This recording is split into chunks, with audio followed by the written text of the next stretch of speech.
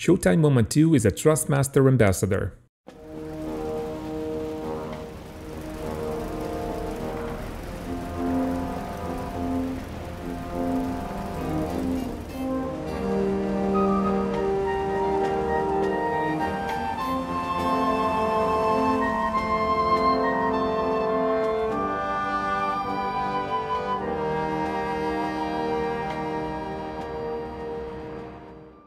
Battle of Britain is generally very well known to military aviation enthusiasts. The topic was covered in depth by dozens of books and documentaries, but one specific episode remains relatively obscure: the involvement of Regia Aeronautica, the Italian Air Force. Of course, you probably know that Italians sent some outdated aircraft to fight against RAF, and that they did quite poorly. Spoiler alert, this video is not going to try to prove otherwise.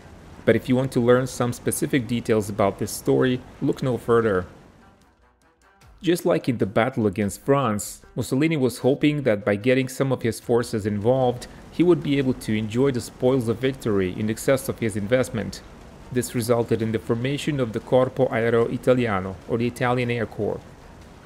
This unit consisted of 2 bomber wings, or Stormos as the Italians called them, and 1 fighter wing, plus some recon and support assets. Altogether, the unit included about 200 aircraft, and it was deployed to several Belgian bases such as Melsbroek and Chièvre. The main strike element of the Italian Air Force was the Fiat BR-20 bomber. This twin-engine medium bomber was introduced to service in late 1936, and it was very advanced at that time. It saw successful service in the Spanish Civil War, but by 1940 it was no longer cutting edge. It could carry 1,600 kilograms of bombs. It was defended by 3 machine guns and it had no protective armor. As a comparison, the German Heinkel 111H3 could reach 435 km per hour and carry 2,000 kilograms of bombs. It was defended by 7 machine guns, and its important elements were protected by armor plates between 5 and 10 mm of thickness. The Italian fighter Stormo was based at Ursel, and it consisted of 2 groups. The 18th Gruppo was equipped with Fiat CR-42 Falco biplanes. The 20th Gruppo was equipped with Fiat G50 Freccia monoplanes. The G50 was generally inferior to the fighters used in the Battle of Britain, but it could hold its own against Hurricane if properly employed. It had a very modest firepower, comprising of only 2 12.7mm machine guns. Furthermore, only 3 airframes in the Italian Air Corps carried radios, and they had no adequate equipment for instrumental navigation. The CR-42 biplanes had no radios at all. In the battle where radars and poor weather were often decisive, necessity to maintain tight formations and rely on hand signals put the Italians at a serious disadvantage. Challenges for the Italian aviators began long before they even met the enemy. 77 BR-20 bombers took off from Italy on 27th of September 1940. Only 60 landed at their destinations in Belgium. The crews were facing poor weather conditions over the Alps, and many aircraft experienced technical difficulties.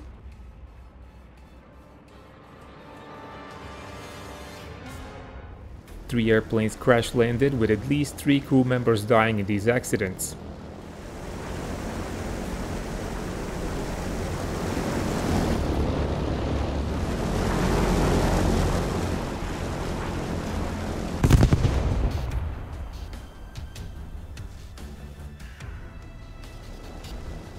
Other non-arrivers landed at various German airports, mostly because of problems such as excessive consumption of lubricants.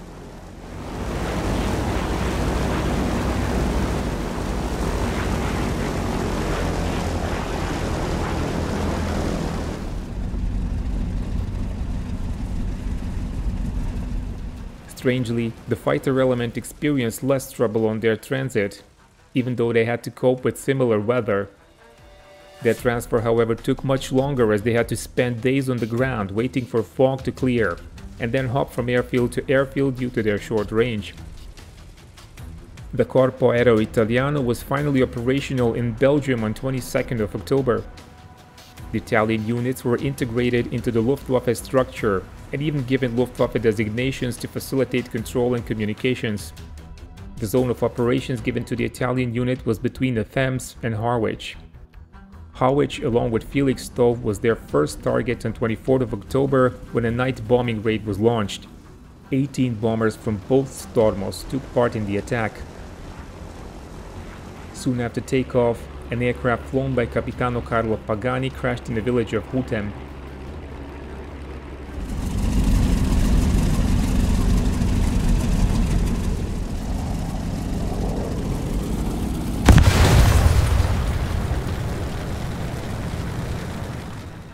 The entire crew was killed. Most other aircraft managed to locate Harwich and drop their bombs from an altitude of about 5,000 meters.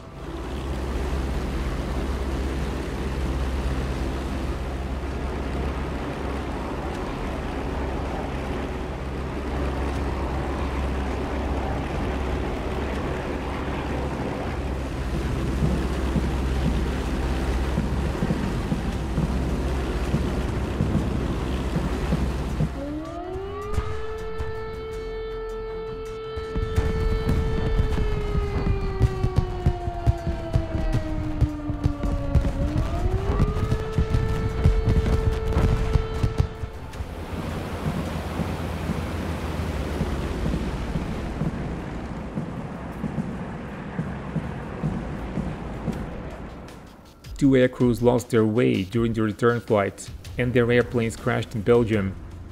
At least one of the crews bailed out, and it seems that there were no fatalities in either case.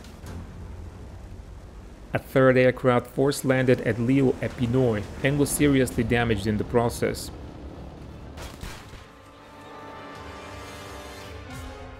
Altogether, the attack produced very modest results with an appalling loss rate of 22%. After another night attack of which I couldn't find any details, the Italian Corps switched to daylight raids on 29th of October. 15 bombers from 43rd Stormo were attacking with a heavy fighter escort consisting of 39 CR-42s,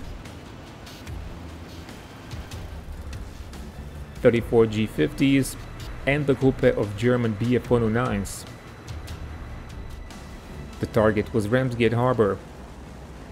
3 bombers soon had to abort due to engine problems and they returned to base. Once the bomber formation arrived at their target location, they performed the attacks at relatively low altitude.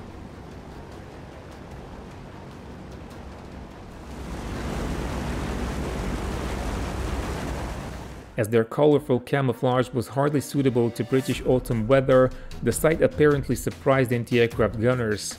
They only opened their fire a couple of minutes later.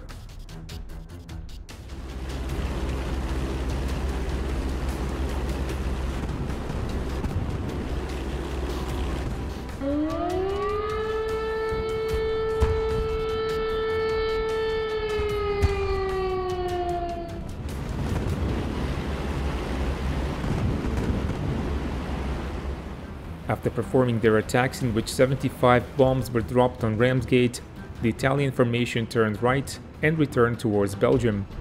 5 of the bombers were damaged in the attack, all of them as the result of anti-aircraft fire. No British fighters opposed the raid. One of the damaged bombers had to crash land as soon as it reached Belgian soil. A machine gunner panicked just before the landing and bailed out at low altitude. His parachute had no time to open properly and he died as a result. Major Corrado, a squadron commander, performed a perfect belly landing, and the rest of the crew survived with only minor injuries. All the other Italian airplanes returned safely. A few days later, on 1st of November, Italian fighters attempted some fighter sweeps over England.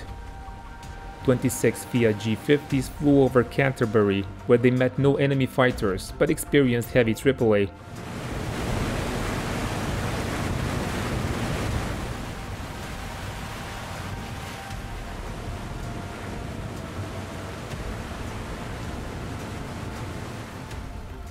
That same day, 39 Fiat CR-42s flew over Ramsgate, Canterbury and Dover. No significant damage or encounter with enemy fighters was recorded.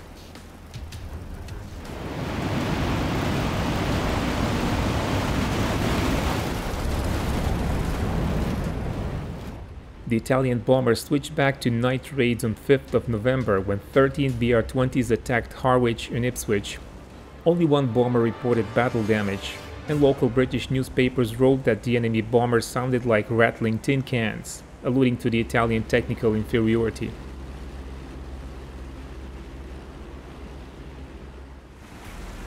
Afternoon of 8th November seems to have been the time when Italians first met British fighters in this campaign.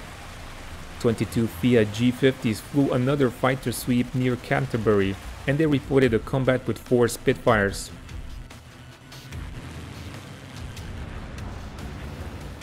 Italian pilots submitted no claims, although one Spitfire flown by squadron leader Lane made an emergency landing, which could be attributed to the Italian fighters, but possibly also to a German pilot who claimed the Spitfire destroyed at an unknown time.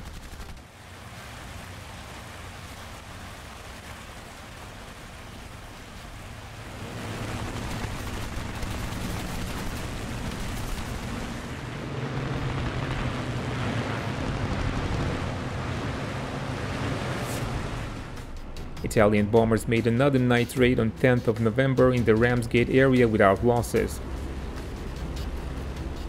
Until this moment, there was only one recorded encounter with our RAF fighters. This will change with a dramatic effect on the 11th of November 1940. But we will explore this day in detail in part 2. Thank you for watching. Please consider becoming a Patreon supporter or donating on PayPal to keep the channel in business. And thank you for watching Showtime 112.